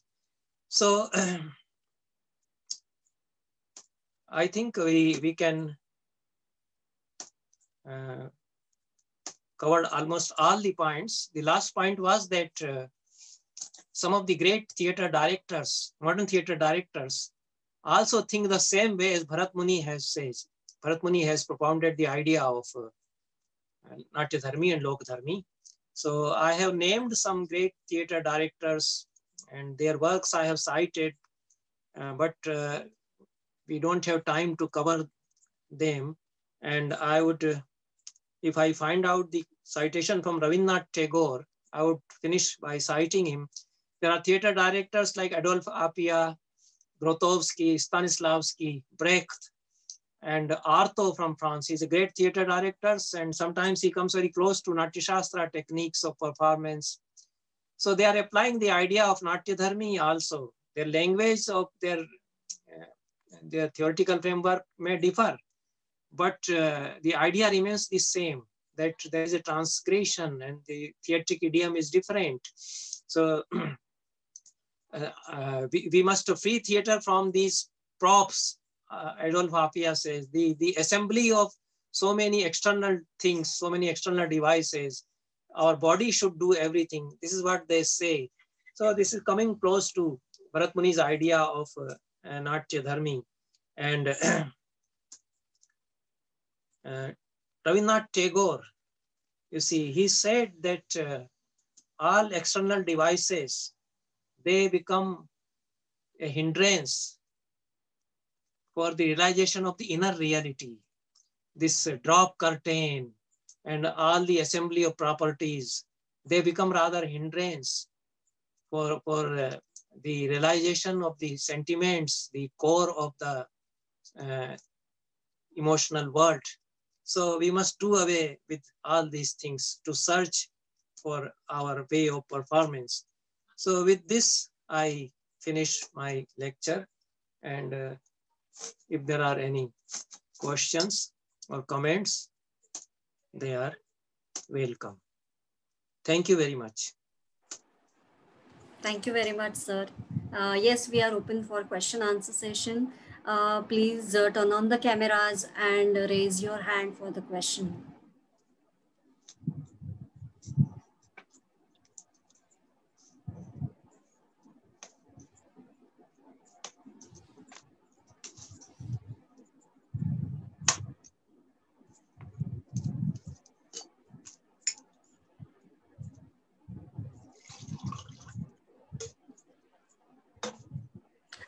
Yes, Sabina, you can ask your question. Yes, hello. It's Nicole, actually. Sorry, I forgot to rename myself. Oh, okay. Yeah. Hello, Thank you very Nicole. much. Thank you very much, Dr. Sripati. It's a very interesting discussion. And I'm realizing that many of the people I know have quite good mastery of Natya Dharmi even in their normal lives. My question for you is, and I don't know if this is off topic, so just tell me if it is, but I heard somewhere that in the kind of Vastu Shastras, it talks about how the architect should learn dance and music and be exposed to all those rhythms and the proportions of the human body and all that in order to then be able to create a house or a building in which the person will be comfortable. And I'm curious if there's some sort of training mechanism for people to learn a certain Lok Dharmi in order to then be able to improvise. I don't know if that question makes sense. So basically, how do they set the basic Lok Dharmi on which they will then become able to improvise? Yeah, it's a very interesting question if I could understood it properly. So is there a training mechanism for jumping to Natya Dharmi, or for transgressing, or for making the whole performance creative in a Natya Dharmi way? Yes, there can be some mechanism. It's a very subtle thing. And I would cite Stanislavski, who was a Russian theater director, a great theater director, of course. So he used to say that you must imagine I, and you must imagine I-ness. You must imagine yourself. And then how I would do it. Then you start contemplating upon it. And then it is said by his commentators that it is creeping in the skin of the role. So you start creeping in the skin of the role, and then you become that, and then you create that role. So this is the way. And when I read that Stanislavski's dialogues, I remember Bharta's way of saying the same thing. He said that you do it in Satvik Abhinaya. And Stanislavski also says that it is very difficult. Perhaps some yogis in India could do it. He didn't know about Bharat Muni, but he said that in India there are techniques to put your soul in the body, and you have to do that when you are performing. So now how to cultivate that transmigration of soul in another body? This is the technique, and that creates Natya Dharmi way, because as long as you are performing Lok Dharmi, you are separated from the role you have to create, and you are not identifying yourself with it. And then when you are performing in Natya Dharmi way, Bharat Muni says that you have to go into a samadhi, and you have to put your soul in another bhumika. And he gives this instance, yatha jantu svabhavam sam parityajya anya dehikam. A soul, an actor becomes a moving soul, and he puts his soul into another body so that he appears like another person. He becomes another. So this technique comes when you contemplate within, and you have a kind of samadhi, and within yourself you accelerate your imagination. Otherwise, there is no training as such. External devices won't work. And Stanislavski also used to say that there can be no method. The method is to cultivate imagination within. And the guru or the Natyacharya or the theater director can help you in cultivating that imagination within. That much I can say. I don't know whether I could properly respond to you, but that much I can say. That's very interesting. Thank you. Another question would be, in terms of for performing, is there any indication in the Natyashastra that you could only perform a certain type of play in an environment that would be kind of conducive to it, because the audience can understand the Lok Dharmi on which you're basing your Natya Dharmi? For example, different Lok Dharmis or ways of doing things might be different in, Africa or India or South America. It's a different kind of basic framework that would seem normal to the people there. And then you could build out some Natya Dharmi from that. But is it that you have to make sure that the audience you're performing for has some basic understanding of what you're doing, or does it matter?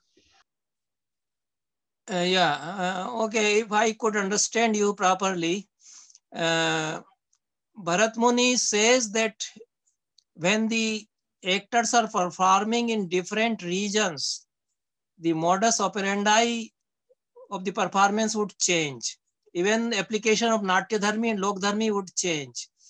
So the whole assembly of the elements of Natya Sangraha would have different formulations or a different kind of combinations. This he very explicitly says that in southern region, people love Shangara and Dakshinatya Vritti. They love music and dances.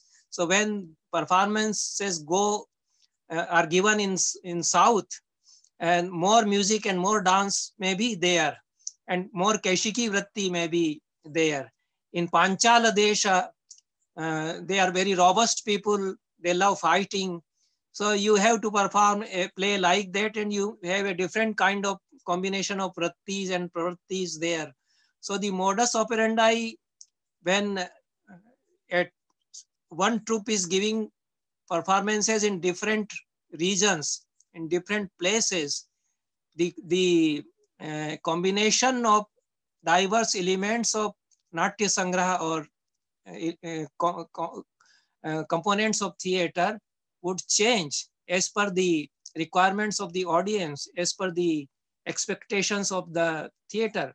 So there used to be theater festivals in ancient India when Sanskrit theater was in practice up to medieval ages or later medieval ages. And those festivals were organized on the occasion of temple Yatra Mahotsav. And there are different locations for these temples. There is a big temple at Puri in Orissa. There is a big temple in Ujjaini, a Mahakal temple. So the Yatra Mahotsavas are organized for these temples, and theater festival goes on with the Yatra Mahotsav. 1 week's theater festival was organized. So the locations of temples are different. One is in central India, one is in south, and one is in another corner. And the troops are coming from different parts of the country, and they are giving performances. So always when they are giving performance in a different location, the tempo and modus operandi of the performance of the same play may differ. That much I can say, even as per Natyasastra's theoretical framework. Thank you. That's very interesting. Okay. Any more questions?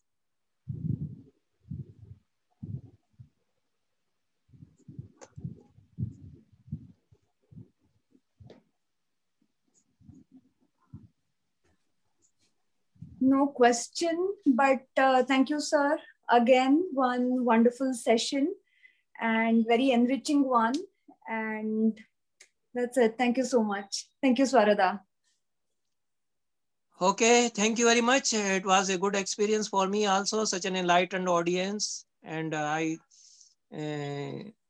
understand there are great performers in the audiences, and I am grateful to all of them for giving me a patient hearing. And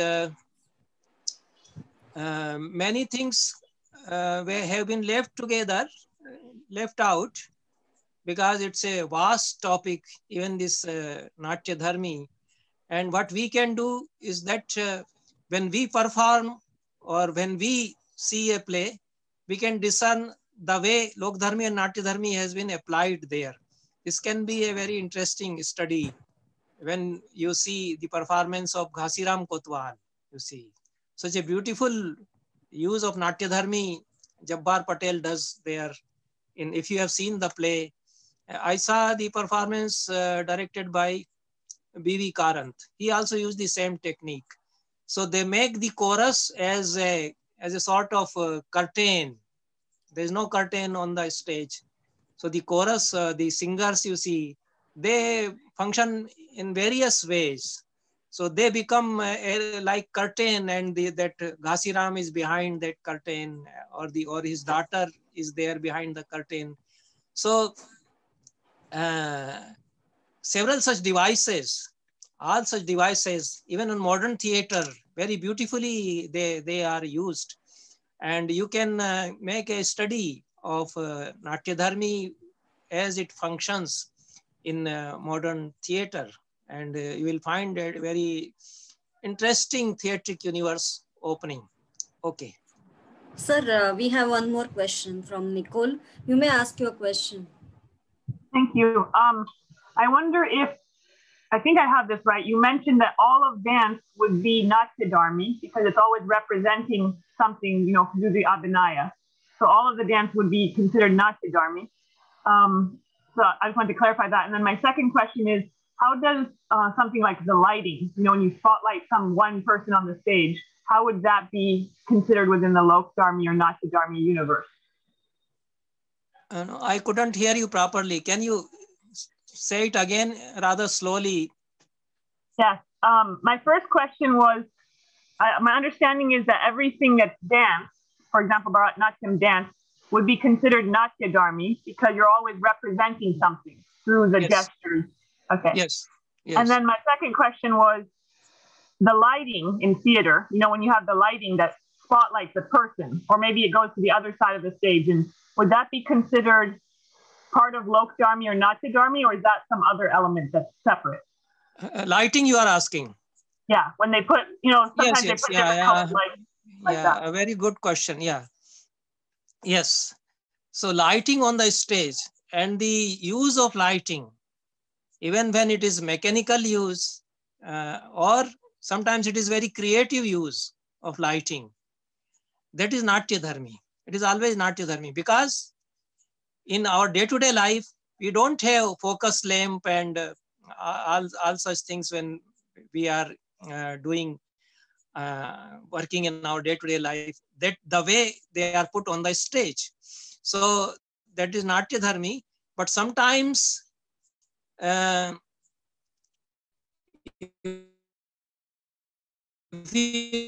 you have normal light on the stage, suppose you are showing a reading room and there is a table lamp and the table lamp is lighted also. So up to that, it will be Lok Dharmi of the light. Then it would become Natya Dharmi. I would cite an example.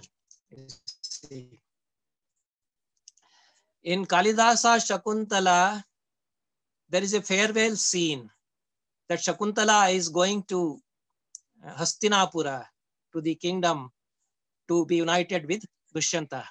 And the persons of Hermitage, her foster father and her friends, Anasuya and Priyambada, they are giving her farewell.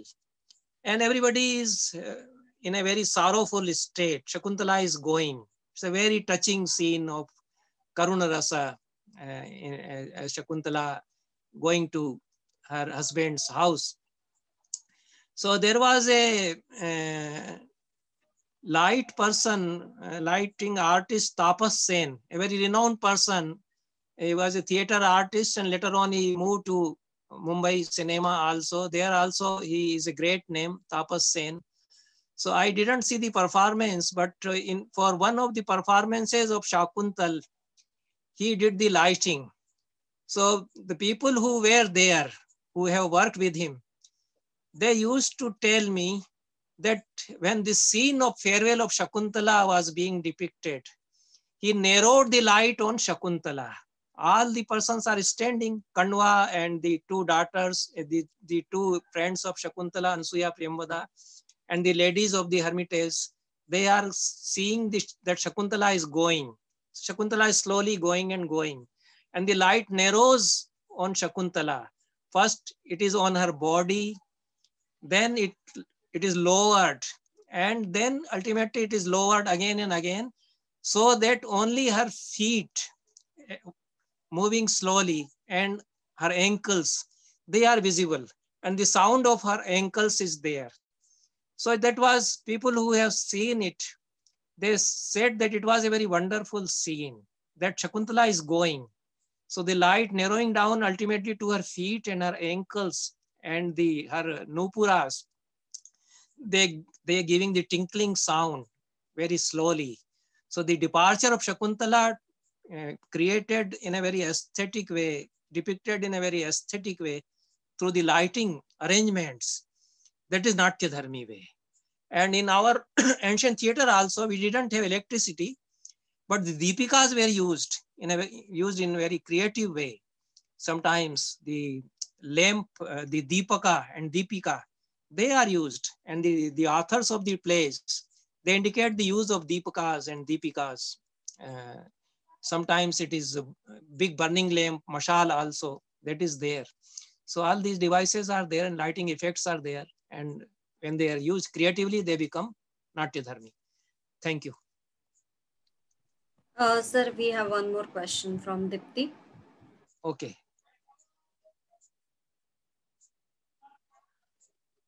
Unmute yourself, Dipti. Sorry about that. Okay. So, sir, first of all, thank you so much for such an interesting, intriguing lecture again today. My question is again, a lot of questions actually, but I'll keep it to one. So the question is on Natya Dharmi again. And you talked about the difference in Lok Dharmi and Natya Dharmi. And Natya Dharmi, of course, is more, more dramatic. There is a imaginary value, or it is open for interpretation, as you mentioned. And you cited, my question is, how do we still stay within the boundaries so that we stick to, we take that poetic license or probably aesthetic license and still stick within the boundaries? You cited the example of the story of Rama and Dashratha. And I've never heard that interpretation before. You mentioned how the demon entered Dashratha and told Rama about the exile. So that's a very beautiful interpretation, but again, never heard before, at least for me. So how do we make sure that we stay within the boundaries and still while digressing from the reality? Any comments on that? Yeah, it's a very interesting question. And you can't draw a line always there. The poetic license is there. The poet may say that I have a right to think in a different way. And I feel that Rama was like that. So this is my Rama I have created. He may say, my Rama has to be different from Valmiki's Rama. What happens that in Rama plays from the Rama plays which were written between 8th, 9th to 14th, 15th centuries, such innovations are abounding. Why did it happen? Because the dramatists, the poets felt that the society needs a different image of Rama. The society may be in danger. There are dangers of invasions, the invaders coming from outside, and we have to create an image of a great warrior and who can sustain the society, who can stand as an apostle, a beacon, or who can inspire the people. So they are creating such innovations. And the intellectuals of the society, they are welcoming it. Okay. So during these centuries, so many Rama, you see, Bhagavati is Mahavir Charitam. The whole Rama story is refreshed in an entirely different way. Very different play. It is such a revolutionary play that it is right from the beginning till end. It is a tussle between Rama's side and Ravana's side, right from the very beginning. Even before Dhanush Yagya, Vanvasa, the spies of Ravana, Malyavana as a strategist, he is making his moves to defeat Rama's party. And Rama emerges as a great warrior to defeat all his schemes right from the beginning till end. It's very politically, very, very pregnant play. Bhagavati's Mahavir Charitam in 8th century. So Bhagavati became a source of inspiration for such later dramatists, and the society needed that we need for our own social conditions. We need this kind of Rama, this kind of Ramayana now. So the society welcomed. Now, if you write a play like that Rama and Balin fighting, and this some demon entering the body of Dashratha, some demon entering the body of Kekai, and some this Shurpanakha disguising as Manthara, people will laugh at it. It will not work now. It worked some 500, 600, 700, 800 years before. People wanted to see that for their own requirements. So it depends from time to time. It is related to social changes. So you can't have a fixed line for poetic license, and it depends on so many things, so many factors. The morals change, the idea of morality, social morality change. So things which were welcome earlier, they may not be so welcome now, and things which were very, very unwelcome in ancient times, they may be welcome now. So if in any ancient play, you can't show gay marriage, you can't show lesbians. Now you can show. The society has changed.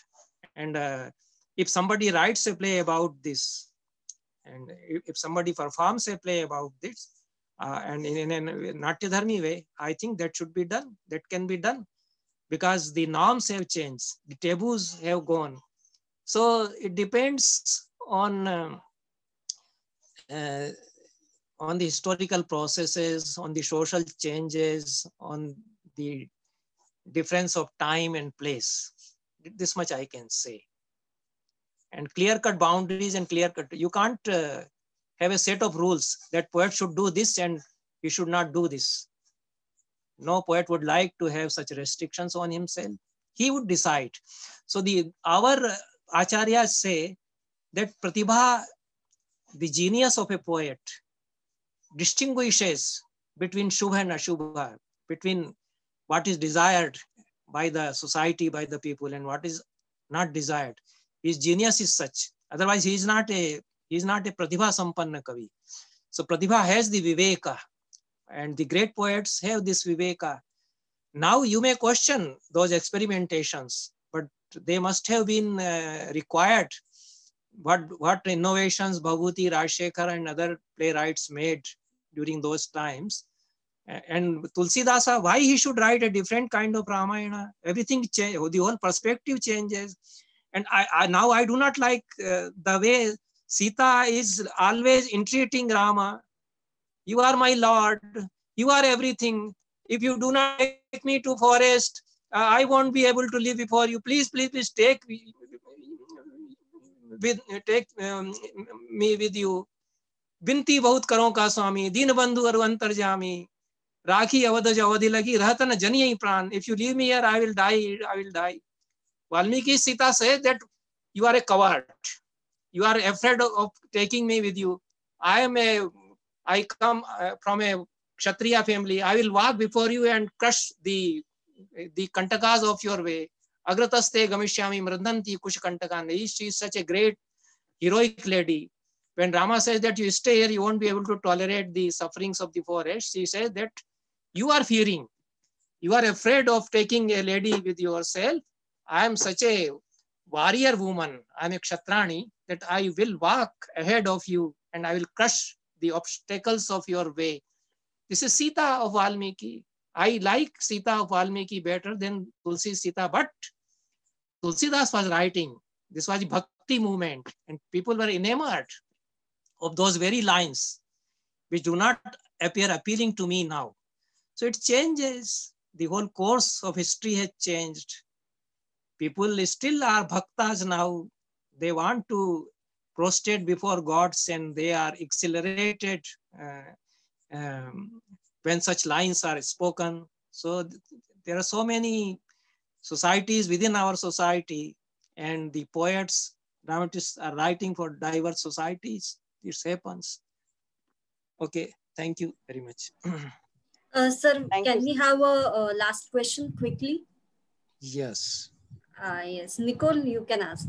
Yes, thank you very much. My last question was, I very much enjoyed also your presentation yesterday on the Natyashastra, and I'm curious, what is the origin of your own study of Natyashastra, how you have gone so deeply into it? I don't know if you'd like to speak to that, but I'm very curious how you got into this study and went so deeply into it. No, I couldn't understand. You speak rather rapidly, and because of I am very. Yes, I'll say again. My question was, how did you begin this origin of you spoke yesterday about the origin of Natya, Natyashastra. And I'm curious, how did you begin your study of Natyashastra? Was it a family tradition, or was it some person that brought your interest to it? I'm curious how that unfolded. Yeah, it's a very, you can say my lamentation, you can say, or it's not a very happy story. I was interested in theater. I was a Sanskrit student. I had Sanskrit in my BA and MA. And I was doing theater also. Right from my school days, I used to perform in plays. So I was interested where there is anything about the theory of performance in Sanskrit. So we didn't have any such thing in our curriculum, in our courses. And even in MA, and even when I had passed my MA, I was doing directing Sanskrit plays, but I was in search for a theoretical base from Sanskrit sources.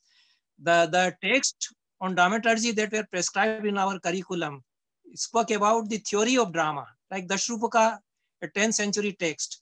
So it doesn't speak about the performance side, about Abhinaya. It doesn't say anything. It makes an analysis of the structure of the drama. So that we read in our syllabi. And we came to know that there is a text, Natyashastra of Bharat Muni, but it was not prescribed in our curriculum. So I started reading Natyashastra on my own. I got different editions of Natyashastra. I started working on the text. And I have many publications on Natyashastra also. Later on, I have been studying Natyashastra for more than 45 years.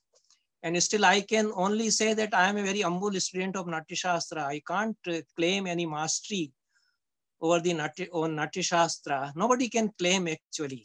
Because Natyashastra speaks of so many different arts, and it's a great text. It has 7 chapters on music and musicology. It has right from 8 to 13, all the chapters are on Angik Abhinaya, and then on Vachik Abhinaya. So some parts you can understand in a better way. Some parts are very technical and difficult to understand. But I continued my reading. We had discussions with persons who were also trying to understand Natyashastra. It's a big journey. I prepared an encyclopedia of Natyashastra. That is in Hindi, of course. I've been trying to translate it in English. That is very much in demand. It's an encyclopedia of Natyashastra. It's a very voluminous work done by me. It was published in 4 big volumes, and the second edition came out in 2 bigger volumes. And studies on Natyashastra, lectures on Natyashastra. Some of my books are in English also. So I've been continuously reading, writing, and lecturing on Natyashastra and having discussions with other scholars on Natyashastra. There are several, later on, people got interested in Natyashastra. The Sanskrit world could cultivate or develop interest in Natyashastra. So Natyashastra, which didn't find a place in our curriculum earlier, now we have some portions of Natyashastra prescribed in our curriculum. There is a talk of Sanskrit theater going on. There are repertories which say that we are doing Sanskrit theater. Sanskrit theater means doing a play in accordance with the worldview and vision and technical practices given by Bharat Muni in his Natyashastra. So there is an idea of Sanskrit theater now. You can even do a modern play in accordance with Natyashastra dicta. So, and we had discussions with theater directors like Kavalam Narayan Panikkar. Is a great name, one of the most renowned theater directors who did Sanskrit plays as per Natyashastra and as per traditional Kerala theaters. And he created his own theater. So we used to have discussions with such. We met in conferences, we had symposia. I myself organized some seminars and conferences when I was at Sagar University. I've been head of the department and professor for decades, for 2 or 3 decades. So that somehow I have carried on my interest in Natyashastra, and Natyashastra has become a life for me, source of my life that way. In other fields also I have been working. I do so many sorts of work. I am a man of very fickle nature. But Natyashastra has sustained me and it has gone with me. This much I can say. So it was rather a difficult question, but that much I could say. Thank you. Thank you very much. I'm very glad you have spent so much time on it, because it really, you give us so much knowledge in such a beautiful way that we're reaping the benefit of all your studies. Thank you very much. Thank you so much. Sarada, can I ask one question? If sir has time, we will have a question. Sir. Okay. Okay. You see, I had a vaccination yesterday. I went to the hospital yesterday. Yesterday I was rather tired. Today I'm a little better, but okay. You can go on. Okay, a quick question. You covered Dharmi, the concept of Dharmi, Loka Dharmi and Natya Dharmi in the context of Natya, theatre. Now, when we look in the regional dance style, classical dance styles like Kathak, Bharatanatyam, Kathakali, Kuchipudi. So, would you like to say maybe 2 lines on how one can locate Natya Dharmi and Loka Dharmi? Within that, is it possible, like the Abhinaya in Bharatanatyam and the Angika in Bharatanatyam, or maybe Kathak as a little more Lokadharmi compared to Bharatanatyam, some direction? Yeah, in all the forms of, in all dance forms, actually Natya Dharmi is much more visible and apparently in practice rather than Lok Dharmi, especially in classical dance forms. So Natya Dharmi is always there. So you can study the manifestations of Natya Dharmi in Bharatanatyam or Kathakali or Kuchipudi. Only one example I will cite as I remember it. There is a line by Surdasa, Yashoda Hari Palane Jhulave. Okay. And so many Bharatanatyam dancers perhaps are performing on this line, on this pada of Surdasa.